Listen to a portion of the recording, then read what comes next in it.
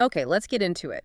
We've got some really interesting source material today. It's packed with political energy. Yeah, it really is. It's a transcript from a YouTube video, speeches from a political gathering over in Tseikuru, Kenya. Right, and the main voices we're hearing from are Rigathi Gachagua and Jane Kahara. They're speaking at Kalonzo Musyoka's home. And what jumps out immediately is, well, it's a very forceful expression of a specific opposition viewpoint, isn't it? Definitely. So our mission for this deep dive is really to unpack that viewpoint exactly as it's presented in the source material. Exactly. We're looking at what they identify as the failures of the current government, that's William Ruto's administration, and, what they're proposing as the way forward, how they plan to change things. And just to be clear, we're focusing solely on what the speaker said in this source, understanding their narrative. Precisely. So let's start by kind of painting the picture, setting the scene. Where exactly was this gathering? Who was there, or at least mentioned as being part of this alliance? The source puts it right at Kalonzo Musyoka's home in Tseikuru. Okay. And figure-wise? Well, they mention Kalonzo himself, of course, Rigathi Gachagua, Jane Kahara, Eugene Wamalwa gets mentioned, Fred Matiang'i, Martha Karua, too. So, some significant names in Kenyan politics. Yeah, and they also talk about senators and MPs from Ukambani and the Mount Kenya regions being involved or present. It sounds like quite a lineup. It definitely frames it as a significant coming together. And what did they say the purpose was? Why were they all there?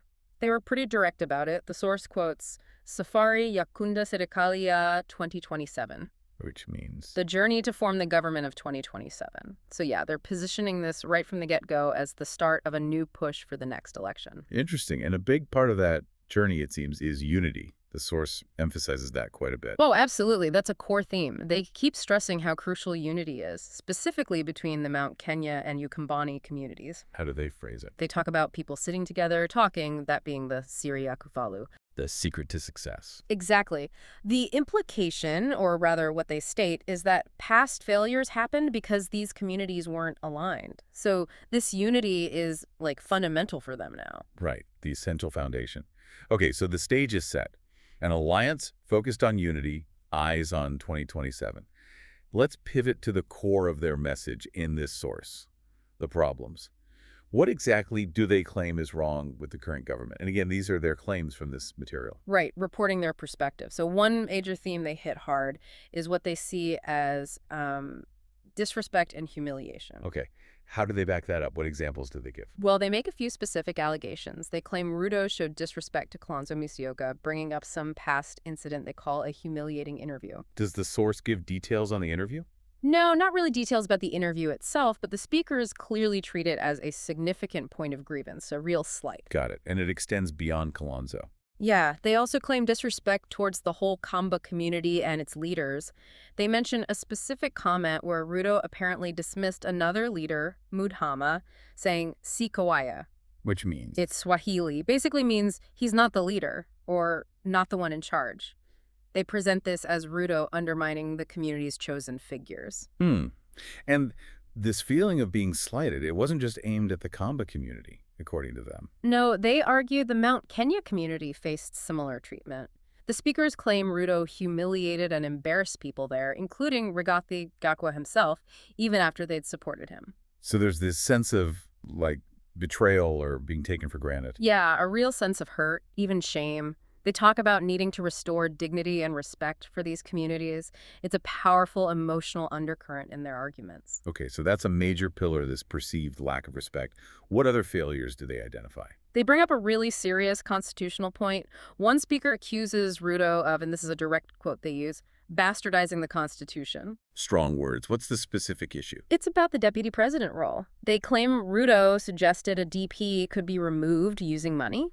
They argue this completely goes against how the Constitution was set up, with the president and DP running together on one ticket. And they connect that to history. Yeah, they bring up the time under former President Moi when there wasn't a VP, suggesting the current system was designed specifically to prevent that kind of vulnerability or political maneuvering against the DP. So they see this alleged suggestion as a fundamental attack on the legal framework. Wow. So challenges on the personal respect front and the constitutional front. What about, like, bread and butter issues.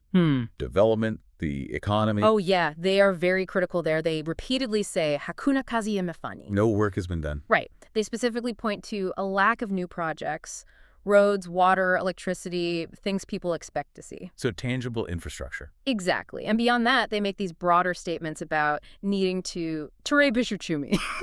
Fix the economy. Yes. And they mention specific things like dealing with Diapen's pension debt. So it's both the lack of new stuff and needing to fix existing financial problems. Okay, so basic services, national finances. Yeah.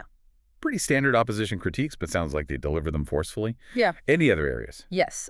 Security gets a mention, specifically a call for Ruto to tumalize Mambo Yamawachi Yawatoto. And the issue of child murders, that's heavy. It is. And they use some really harsh language to describe what they see as Ruto's overall agenda. They call it agenda yako ya wizi, your agenda of theft, and even kuwa vijana, killing youth. Wow, those are extremely serious accusations. They are. And they also bring up again the claim that Rigathi Gachagua was harassed, akutahangaisha, by Ruto.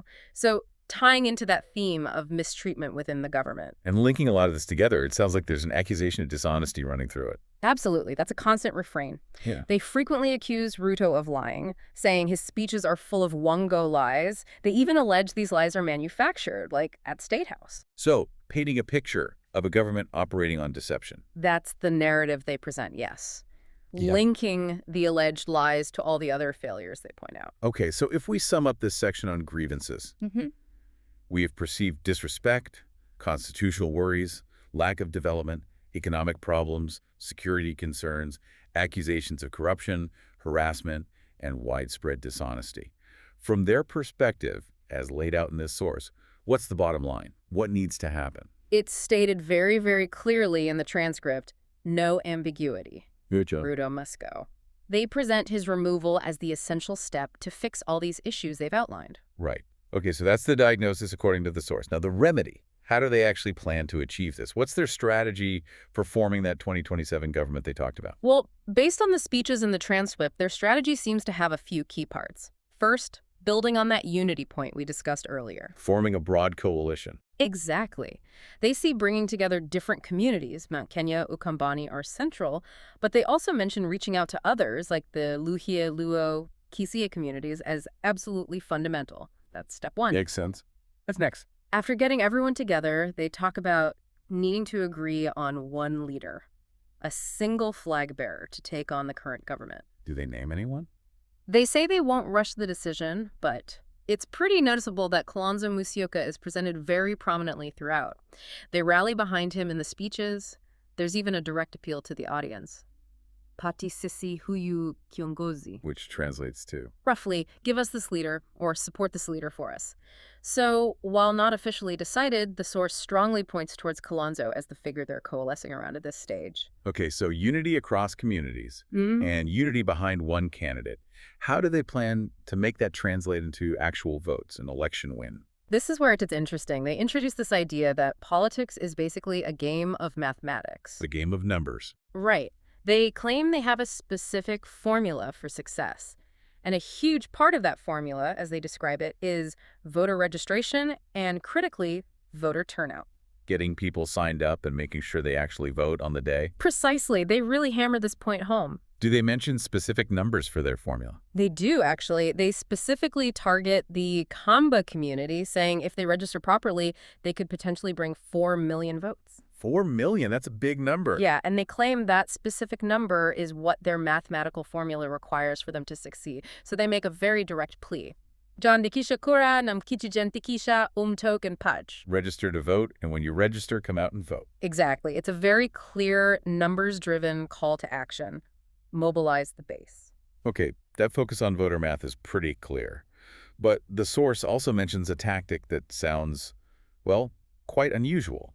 Something about attending opponent rallies. Yeah, that one definitely stands out. It's probably the most unconventional suggestion in the whole transcript. What was it? One speaker basically proposes that people should demand payment before they go to William Ruto's rallies or listen to what this speaker calls his lies. Demand payment. Yeah. Seriously, like charge admission. Sort of, yeah, but framed more like a business transaction.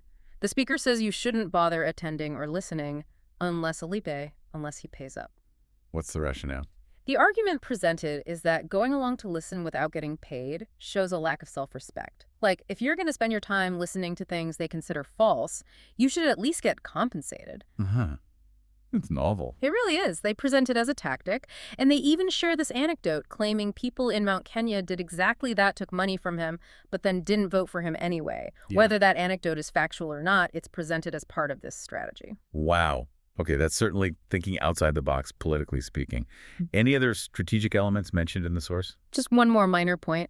They briefly touch on using online influence. One speaker claims Ruto is specifically wary of the Kamba community's online presence.